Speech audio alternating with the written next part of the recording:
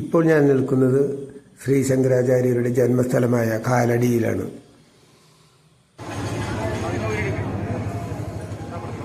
ശ്രീശങ്കരന്റെ ജന്മം കൊണ്ട് പുണ്യമാർന്ന മണ്ണിൽ ഇന്ന് അദ്ദേഹത്തിന്റെ ജയന്തി ആഘോഷിക്കപ്പെടുന്നു.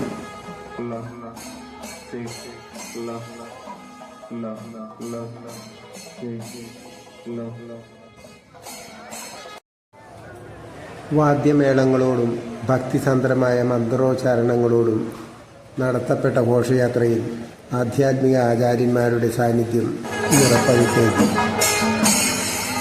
രാജ്യമൊട്ടാകെ ഇന്ത്യയുടെ ആത്മീയ ഗുരുവായ ആദിശങ്കരാചാര്യരുടെ 1008ാമത് ജയന്തി ആഘോഷിക്കപ്പെടുകയാണ്. കാലടിയിൽ നടന്ന ഭക്തിസാന്ദ്രമായ ആത്മീയ ഘോഷയാത്രയുടെ ചില ഭാഗങ്ങൾ നമുക്ക് കാണാം.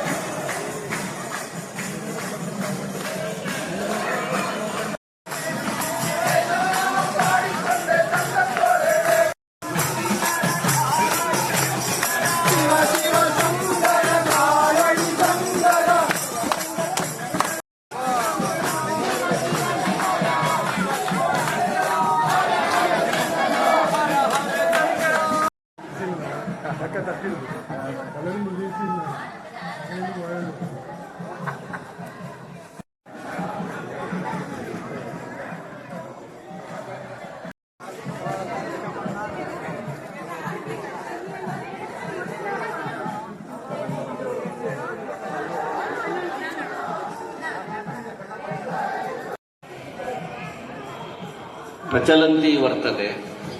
अस्यां सभायां समीपदेशतः एवं शृङ्गगिरिदेशतश्च कुर्वन्ति। प्रायशः वयं यत्र आभारतं पश्यामः सर्वत्रापि एतादृश विद्वान्, यतः वाक्यार्थसभायां वाक्यार्थोपस्थानं, परन्तु सर्वेषां वाक्यार्थकरणे सामर्थ्यं भवति इति वक्तुं न शक्यते। अस्माकम् अत्र अधिकारिभिः अत्र उक्तं पूर्वं जगद्गुरूणां चन्द्रशेखर द्वारभूतमिति मया तदा उच्यते। प्रायशः इदानीं ये इतोपि शास्त्र अध्ययने इतोपि अधिकश्रद्धा, केषुचित् वर्षेषु इयं सभा प्रायशः अविच्छिन्नतया इयं सभा प्रवर्त्यमाना अस्ति।